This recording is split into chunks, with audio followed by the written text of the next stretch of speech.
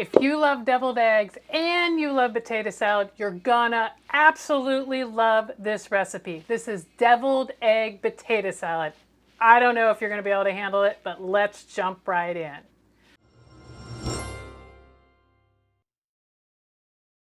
I have everything prepped and ready to go. We're just going to do some mixing and sauce making, so I'm going to talk about what I did before we got to this stage.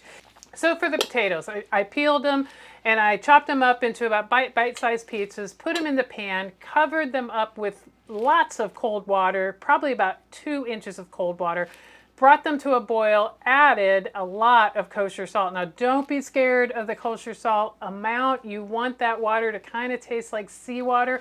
The potatoes really need that type of seasoning. So once they came to a boil, I boiled them about 3 to 5, maybe it was 7 minutes, but I checked them ever so often. I would go and mix them, and I could feel they were still hard, and I'd go back and mix them, and then when it started to feel soft, I would actually take one out and take a bite. Because the goal here with russet potatoes in a potato salad is that you don't let them cook down too much, too soft. If they're too soft, you're going to get a mushy mess. So we have perfect potatoes right here. And the other thing I did, so I didn't have to wait, is once I drained them, I spread them out on a sheet pan that I had sitting in the freezer chilling, and then I put it back in the freezer. So these things chilled down in less than 15 minutes. Because one of the biggest mistakes you can make with potato salad is putting your sauce on hot potatoes. It'll just soak it up and it will not result in a really good potato salad. So I've got my potatoes. So what I'm going to do now is, for my deviled egg recipe, I love putting Spanish olives on them. So Spanish olives is playing in this recipe. So I'm going to I've got some chopped up here, and I'll get those in there. And then I have some yellow onion, but I'm actually using a white onion because we didn't have yellow onion. I don't know if I want to use all that, so I reserve the right to reserve some. And now the eggs. The recipe is going to call for 6 eggs. You may want more or less. I don't know until I get the eggs in here. So we're going to do that now. I've got them hard-boiled. And the foolproof way that I use to hard-boil my eggs, I put them in a pan, I cover them with 2 inches of cold water, put them on high. As soon as they start to boil, I turn them down to the lowest temperature, set a timer for 14 minutes, and almost every single time in 14 minutes they are done. I always pull one out and I take the shell off and I slice it to make sure it's done or not overdone, just to be safe. But really the 14-minute is pretty foolproof. Okay, I have an egg slicer, so I'm going to slice it this way, and I'm going to take it and turn it and slice it the other way. And there we go. You don't have to slice these with a knife. I love using the egg slicers. I'm going to get the rest of these sliced up. The recipe calls for 6. I may put 6, I may put 5, I may put 7. I don't know. I made extra just in case. So I have about 5 eggs in here, and so what I'm going to do is mix it up a little bit. I kind of want to see what my distribution is, my ratio of eggs to potato, and also I'm looking at my onion and olive ratio to potato, and it's looking pretty good. Okay, after I've done my little mixy thing here, I've made a decision that another egg is going in. And I think it is time for a new egg slicer because this one is not staying together well. I'm going to go with one more egg. No egg left behind there. Mix it up a little bit more. I'm liking the ratio here. I think I am going to go ahead and put all these onions in. Again, that's what's great about making your own food. You can make it however you want. More onions, less onions, more egg, less egg. And like I said, I reserve the right to change my mind. One more egg, we're going in. So we are 6 eggs in for sure. So there you go, 6 eggs in. Okay, now we have our potatoes, the onions, and the eggs all mixed together, ready for the sauce. So let's make the sauce. Very, very easy. Quite a few components, but they're easy components. You have them in your pantry and refrigerator, I'm pretty sure of. Well, maybe not the fish sauce unless you have adopted my love of fish sauce.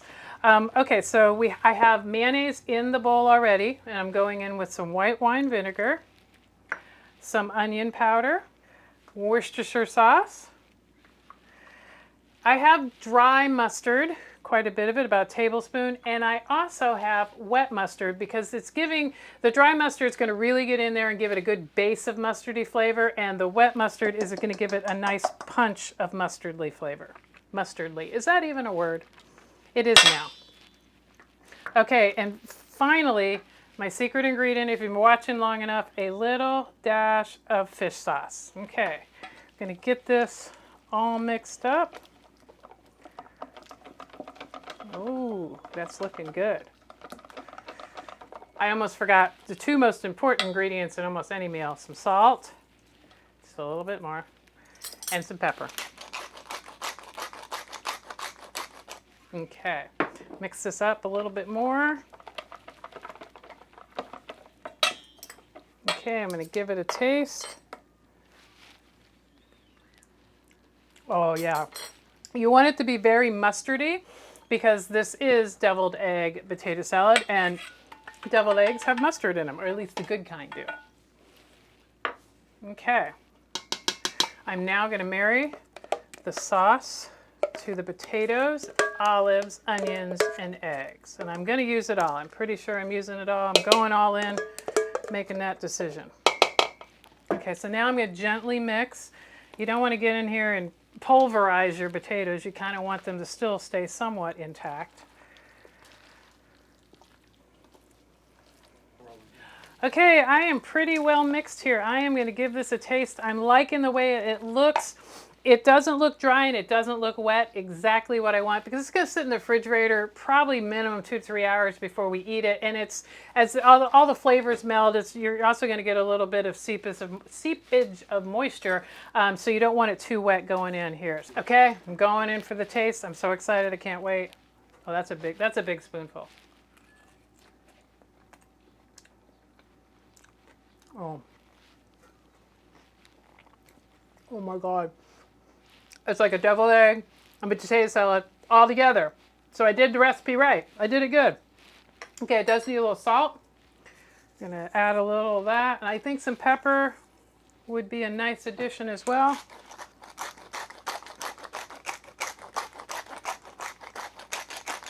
That's a lot of bit of pepper, not a little bit of pepper. So mix that up. New spoon, new taste. Okay, there we go. Another big spoon.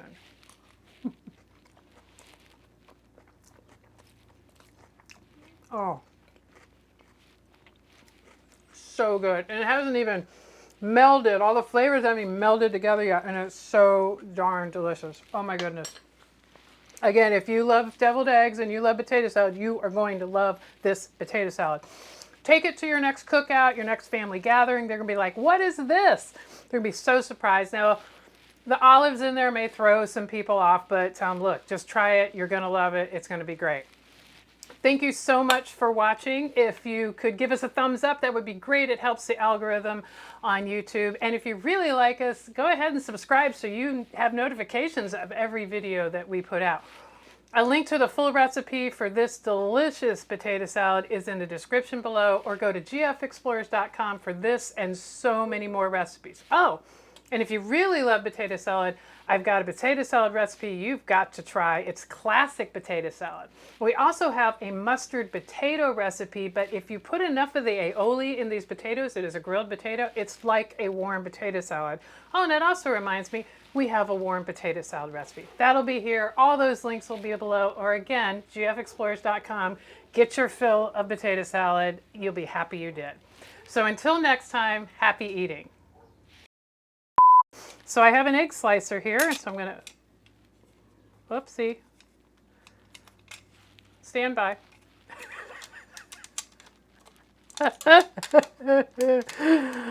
Equipment malfunction. Okay. Oh, can I make a... Yeah, you can.